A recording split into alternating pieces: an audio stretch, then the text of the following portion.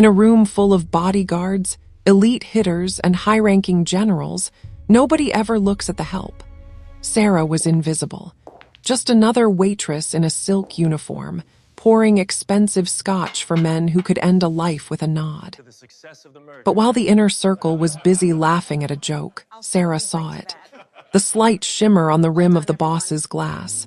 A drop of something that didn't belong in a 40-year-old vintage. She had 3 seconds. No time to scream, no way to explain. If she was wrong, she was dead. If she was right and did nothing, the city would burn by morning. Before we jump into the story, I've got a huge goal. We are so close to hitting 1,000 subscribers, and it would mean everything if you could hit that button and join the family so I can keep these stories coming. Also, I'm curious, where are you tuning in from? Drop your city or country in the comments. I'd love to see who's watching. All right, let's get into it. Chapter 1. So she didn't say a word. She just walked up, kept her head down, and made a silent swap that would change her life forever. Because when you save a man like Kang, you don't just get a thank you. You get his shadow. The tray was heavier tonight, or maybe it was just the air. In the Sky Lounge, the air didn't move. It just sat there, thick with the scent of $400 a glass scotch, expensive cigars, and the kind of perfume that stays in your lungs for hours after the woman wearing it has left. Sarah adjusted her grip. Her palm was damp against the silver metal. Her feet, shoved into black flats that had seen better years, throbbed in time with the low bass of the jazz coming from the hidden speakers. She moved through the crowd like a shadow. That was her secret. In a place like this, people don't see the waitress. They see the drink. They see the empty glass. They see the bill. But Sarah, she was a ghost. She was the furniture that happened to breathe. She stood near the corner of table 12, waiting for a break in the conversation to clear a stack of napkins. 2 men in sharp, charcoal suits were arguing about a shipping dock in Incheon. They didn't lower their voices when she approached. Why would they? To them, she didn't have ears. She was just a function of the room. She thought about her rent, the stack of bills on her kitchen table, and the long bus ride home. This world was a fantasy she just happened to work in. "He's coming," one of them whispered, his voice tight. "The chairman doesn't like to wait." Sarah kept her eyes on the table. She noticed a smudge of red lipstick on a glass, a stray ash. The way the man's hand was shaking just a fraction of an inch as he adjusted his tie. Even the sharks were afraid of the whale. She felt the shift before the doors even opened. The room didn't get louder, it got quieter. The kind of quiet that happens right before a storm breaks. The laughter at the bar died in someone's throat. The ice in a dozen glasses seemed to stop clinking all at once. Sarah stepped back into the shadows near the velvet curtains. She didn't look up, but she felt the ozone in the air change. Junho Kang had arrived. He didn't walk in with a parade. No shouting. Just 2 men behind him, their faces like stone. Kang moved with a predatory grace, a man who knew exactly how much space he occupied in the world. He took his seat at the center booth. The power didn't come from his suit, which was perfect, but from the way he sat. Still, entirely still. Sarah watched from the periphery. She saw the way the big men in the room suddenly looked small. She saw the way the manager's forehead broke into a sweat. And then she saw something else. She saw the man sitting to Kang's left, the one they called the little brother, Ming-Kai, reach for his own cufflink. It was a small, nervous gesture. But as he did it, a tiny, clear vial slipped from his sleeve into the palm of his hand. Sarah's breath hitched, just once. She was supposed to be a ghost. But for the first time in 3 years, Sarah realized that being invisible was about to become very, very dangerous. Junho Kang didn't command the room by raising his voice. He did it by withholding it. While the men around him leaned in, sweating through their expensive shirts and performing loyalty with loud laughs and exaggerated gestures, Kang sat like a statue carved from obsidian. He was the eye of the storm. Every frantic movement in the lounge seemed to orbit around his stillness. Sarah stood by the service station, her eyes tracing the perimeter. She was supposed to be checking the water carafes, but she found herself anchored to the sight of him. He didn't look like a monster. He looked like a man who had seen everything and was bored by most of it. His fingers, long and steady, rested on the edge of the mahogany table. He didn't fidget. He didn't check his watch. He just existed. The kitchen had sent out the executive selection, seared Wagyu and gold leaf appetizers that cost more than Sarah's monthly rent.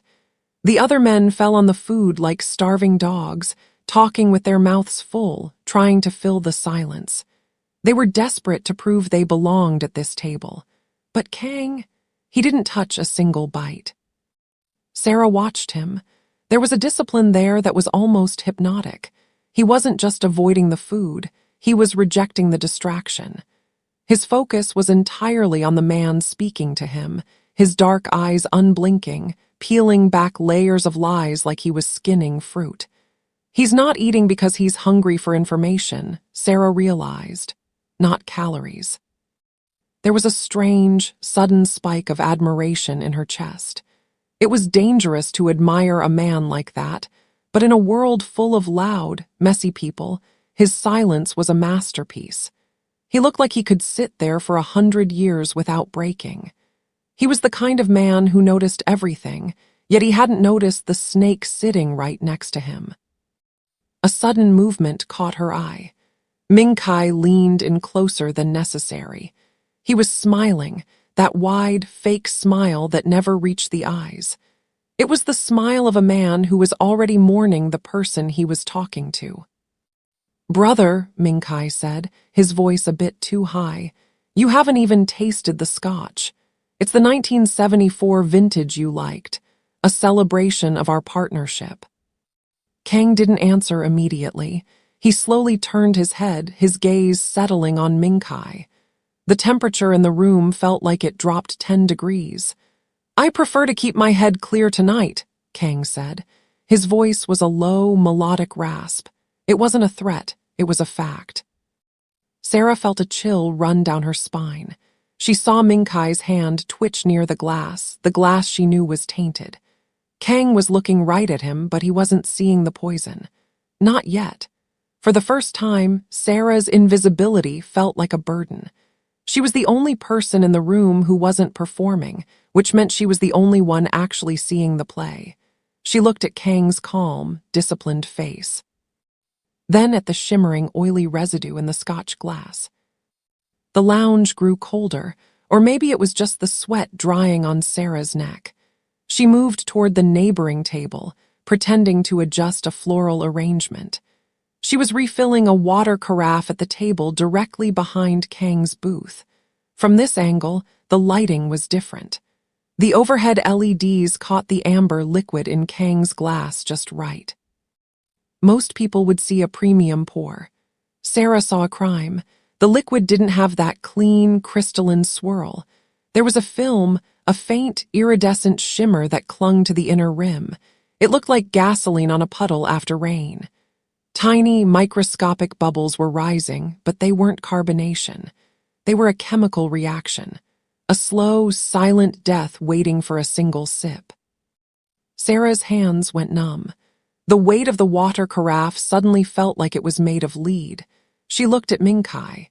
He was leaning back now, his chest puffed out, looking like a man who had already won. He was watching the glass. He wasn't watching Kang's face anymore. He was watching the rim of that crystal tumbler, waiting for it to meet Kang's lips. He was counting down the seconds until he became the new chairman. "I should walk away," Sarah told herself. "Just keep walking. Go to the kitchen. Clock out. Go home to your quiet apartment and forget you ever saw this." She knew how this world worked. You don't involve yourself in the business of lions unless you want to be eaten. These were men who made people disappear.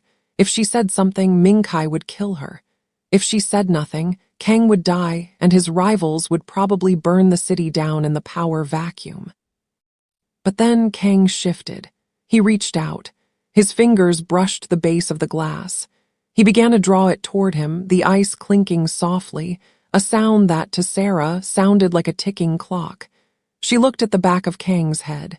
He was powerful, yes. He was lethal. But in this moment, he was just a man about to swallow a death sentence because he trusted the wrong person. Her pulse wasn't just in her ears anymore. It was in her fingertips, making her hands shake. She glanced at the security team by the door. They were professionals. They were looking at the entrance. They were looking for hitmen with guns and silhouettes in the doorway. They weren't looking at the table. They weren't looking at the brother. They had no idea the threat was already inside the circle. Min-kai leaned in, his voice a poisonous honey.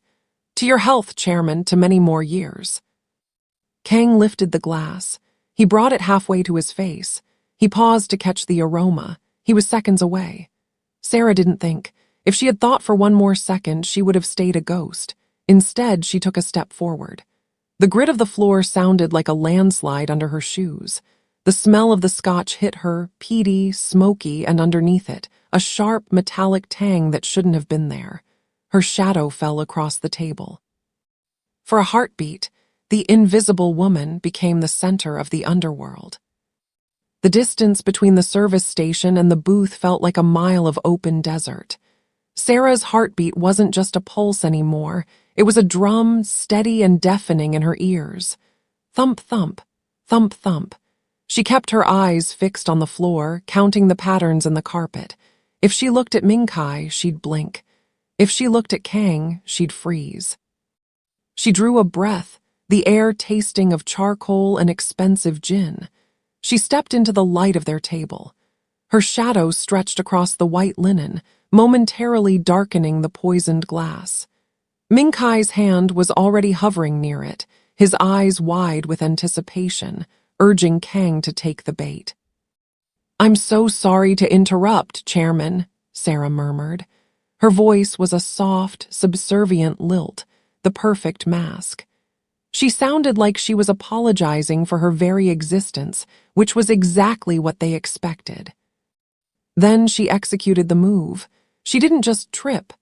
She let her center of gravity shift, her hip catching the edge of the heavy mahogany table.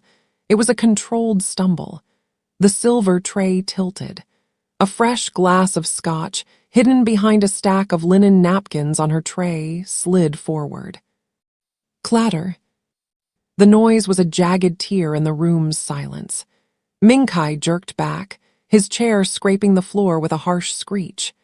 The sudden sound made Kang pause, the poisoned glass just an inch from his lips. "Watch it," Min-kai hissed, his voice cracking with sudden, sharp adrenaline. "You stupid girl, you nearly." "My apologies, sir. I'm so clumsy. The floor is slick," Sarah gasped, her head bowing instantly. She sounded terrified and she didn't have to act. In that split second of chaos, while Min-kai was distracted by the clumsiness, and Kang was watching the napkins fall, her hands moved like a dealer in a high-stakes game. Her left hand caught the poisoned glass, pulling it behind the heavy rim of her tray. Simultaneously, her right hand deposited the clean glass in its exact spot. Clink. The sound of crystal hitting wood was tiny, but to Sarah it sounded like a thunderclap. She didn't breathe. She didn't look up. She kept her chin tucked, watching the way the amber liquid in the new glass settled into a calm, harmless swirl. No shimmer, no oil, no death.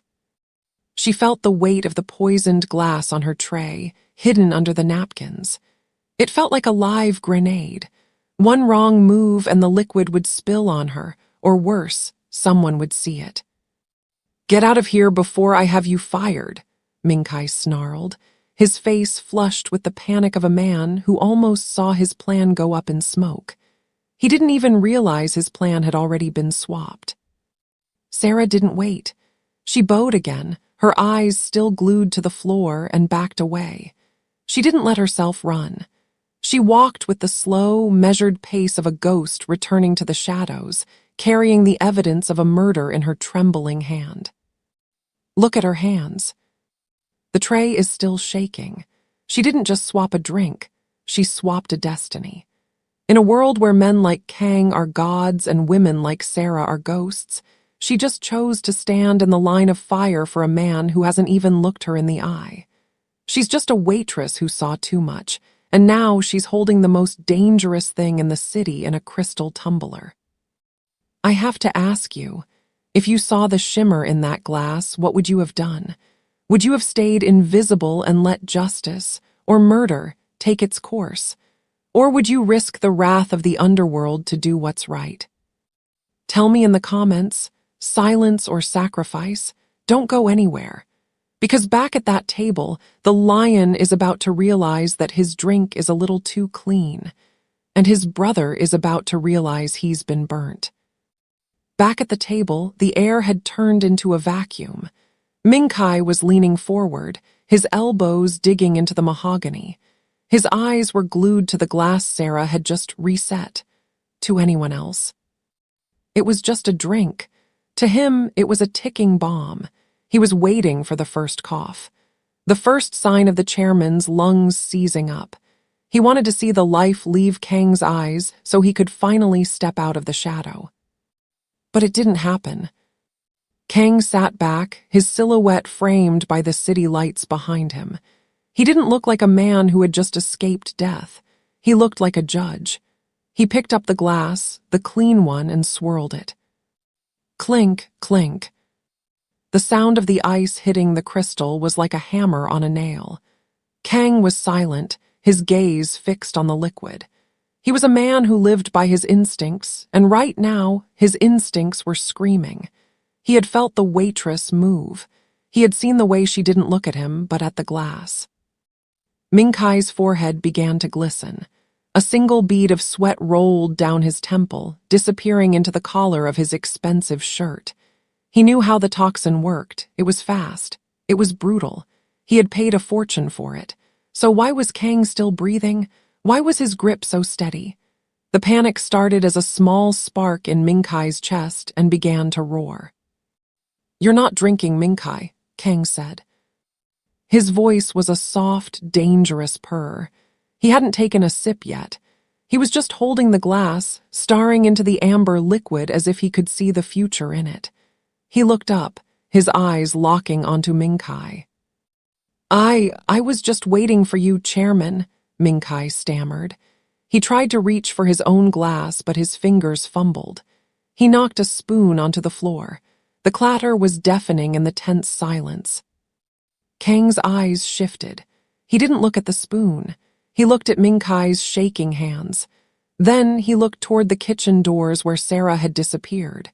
He remembered the clumsy girl. He remembered the smell of the first glass, that sharp chemical tang, and noticed it was gone from the glass he now held. The realization was starting to settle in the room. It was a cold, invisible fog. The security details shifted their weight. They didn't know what was happening, but they knew the energy had changed. The little brother was breathing too fast, his chest heaving as he tried to maintain his loyal smile. It was a mask that was cracking in real time.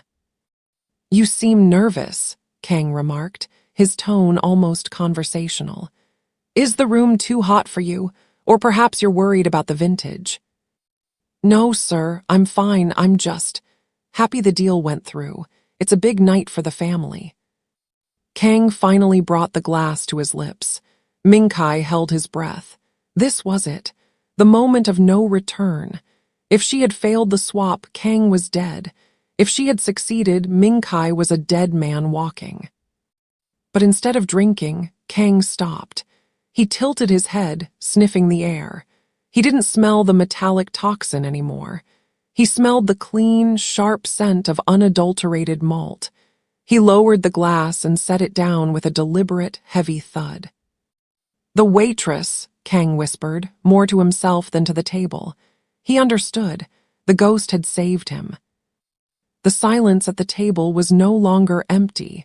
It was heavy, like the air before a lightning strike. Kang finally lifted the crystal tumbler again. This time, he didn't hesitate. Ming-Kai's eyes followed the glass, his pupils dilating until they were almost entirely black. Kang took a sip. He didn't rush. He let the liquid sit on his tongue, his eyes never leaving Ming-Kai's face. He swallowed slowly, his throat moving in a smooth, rhythmic motion. He was tasting life. 5 seconds passed, then 10. Kang didn't choke. His skin didn't turn gray. He didn't claw at his throat. He simply leaned back, a faint, razor-thin smile touching his lips, a smile that looked more like a scar. It was the most terrifying thing Sarah had ever seen from her spot by the kitchen window. "Exquisite," Kang whispered. "Clean, pure, not a single trace of bitterness. It's amazing how a fresh glass can change the entire experience, don't you think?" Min-Kai's lungs seemed to fail him. He forgot how to breathe. The realization hit him like a physical blow. The waitress hadn't just made a mistake. She had chosen a side, and it wasn't his. He had been outplayed by a girl who earned $10 an hour. Kang set the glass down, but he didn't pull his hand away. Instead, he slowly, deliberately, slid the half-full glass across the white linen. It stopped inches from Min-Kai's shaking hand. "You've been so tense all evening, Min-Kai," Kang said, his voice dropping into a register that made the hair on Sarah's arms stand up. "Your hands are trembling. Your heart is racing. You need something to steady your nerves. This scotch, it's exactly what you deserve." Min-Kai stared at the amber liquid. To the rest of the room, it was a gesture of brotherhood, a shared drink to seal a deal. To Min-Kai, it was a test of life and death. He didn't know if Sarah had swapped the glasses or if she had just added more poison. He didn't know if this glass was his salvation or his grave. "Drink with me, brother," Kang commanded. It wasn't an invitation. It was an execution order. Min-Kai looked at the glass, then at the doors where the black waitress had vanished. He was paralyzed. He looked at the security guards, but they were loyal to the chairman. He was alone. The lion was watching the snake decide whether to bite or crawl. The entire room seemed to hold its breath. The glass sat between them like a loaded gun. Min-Kai stared at the amber liquid, his reflection shimmering in the crystal. His hand hovered over the table, fingers twitching, but he couldn't bring himself to touch it. Every second of hesitation was a confession. Every beat of silence screamed traitor. "What's wrong?" Kang asked, his voice a low, terrifying hum. "You've been recommending this vintage all night. You said it was a celebration. Drink, Min-Kai, prove your loyalty." Min-Kai's eyes darted to the exits. The security detail was closing in, their hands moving toward their waistbands. The brother knew he was trapped. He looked at Kang, who was sitting there perfectly calm, waiting for him to die by his own hand. The psychological weight of the silence finally snapped something inside him. He didn't grab the glass to drink. He grabbed it to destroy. With a roar of pure, animal panic, Min-Kai swept his arm across the table. The glass flew, shattering against the marble pillar behind them. Crash! The sound of exploding crystal echoed through the lounge like a grenade. The scotch sprayed against the stone, dripping down like gold. "Kill him," Min-Kai screamed, pointing a trembling finger at Kang. "Kill him now, the deal is done. He's a dead man anyway." The room dissolved. Chairs screeched back. Tables were overturned. Women in silk dresses screamed and dived for the floor. But Kang didn't move. He didn't even flinch when a shard of glass grazed his cheek, drawing a single, thin line of red. He just sat there, watching the man he had once trusted fall apart. He just looked at Min-Kai with the cold, detached pity of a man watching an insect struggle under a boot. "You always were too loud, Min-Kai," Kang said softly over the screaming. In the kitchen, Sarah heard the crash. She saw the waiters scattering, the heavy double doors swinging wildly. The quiet lounge was now a war zone of shouting and heavy boots. She saw the flash of steel and the panic in the guests' eyes. She looked down at the poisoned glass still hidden on her tray. The liquid inside was calm, unaware of the carnage it had caused. She knew she had to get rid of it, but her legs wouldn't move. Suddenly, the kitchen doors burst open. It wasn't a waiter. It was Kang's lead bodyguard, a man built like a wall of muscle. He didn't say a word. He didn't look at the other staff. He grabbed Sarah by the upper arm, his grip like iron. "You," he growled. "The chairman wants you now." She wasn't being asked. She was being extracted. As she was pulled toward the service exit, she saw the lounge through the closing doors. Minkai was on his knees, surrounded by men with cold eyes, while Kang stood over him, unbothered by the chaos. Kang wasn't looking at his traitorous brother. He was looking at the kitchen door, watching for her. The cold night air hit Sarah like a physical blow. The service exit slammed shut behind them, cutting off the sounds of the struggle inside. The alleyway was narrow, smelling of rain-soaked concrete and damp trash. Two matte black SUVs were idling, their exhaust plumes rising like ghosts into the neon-lit sky. The bodyguard didn't let go of her arm. He marched her toward the lead vehicle. "Wait, my bag, my things, I have to go back." Sarah stumbled, her breath visible in the chill. She was thinking about her phone, her keys, her life. "The chairman will provide whatever you need," the man said. His voice was flat, final. It was the voice of a man who didn't recognize no as an answer. The rear door of the SUV hissed open. Sarah hesitated, her heart hammering a frantic rhythm against her ribs. She looked back at the lounge, then at the dark, tinted windows of the car. She was a waitress, a girl from the neighborhood who liked to read and go to the park. She didn't belong in armored vehicles with men who decided who lived and who died. "Get in," the bodyguard commanded. It wasn't a request. Sarah slid onto the leather seat. The interior smelled of expensive cedar and something metallic, gun oil. The door shut with a heavy, vacuum-sealed thud that sounded like a coffin closing. The world outside became silent, seen only through the dark tint of the glass. Beside her, a shadow moved. Junho Kang sat in the corner, his silhouette sharp against the passing streetlights. He didn't look at her at first. He was dabbing a white silk handkerchief against the small cut on his cheek. The blood was a vivid, shocking red against the fabric. He looked tired, but his eyes were still sharp as razors. The car lurched forward, tires screeching as they pulled away from the curb. "You're trembling," Kang said. His voice was softer now, stripped of the public mask he wore in the lounge. He didn't sound like a mafia boss. He sounded like a man who was genuinely curious. I just saved your life," Sarah whispered, her voice cracking. "And now I'm being kidnapped. Is that how this works? I do something good and I lose my life for it." Kang finally turned his head. The light from a passing storefront illuminated his face. He wasn't angry. He looked at her like she was a riddle he hadn't expected to solve.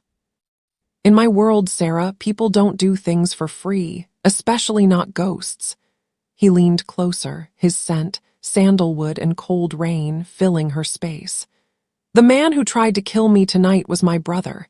He has men everywhere. If I leave you on that sidewalk, you won't survive the hour. They will kill you just to send me a message." Sarah looked out the window.